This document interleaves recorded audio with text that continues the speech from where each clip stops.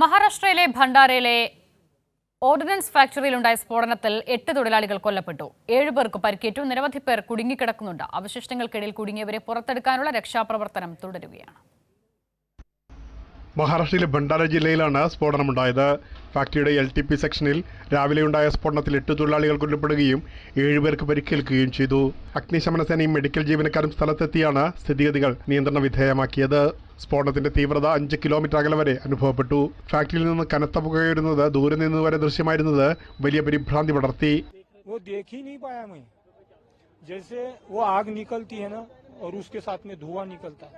ऐसे दिखा मेरे को कि क्या बताने की ऐसी इच्छा नहीं हो रही मेरी। जोर से आवाज आई तो कान बंद कर दिए मैंने और पीछे भागा तो पलटा ही नहीं.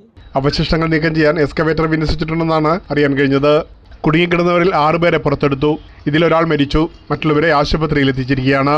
ഇനിയും അവശിഷ്ടങ്ങളിൽ കുടുങ്ങിക്കിടക്കുന്ന 8 തൊഴിലാളികൾക്ക് വേണ്ടിയുള്ള രക്ഷാപ്രവർത്തനം പുരോഗമിക്കുകയാണെന്നാണ് അറിയാൻ കഴിഞ്ഞത്. പ്രേംലാൽ, കൈലി ന്യൂസ്, മുംബൈ.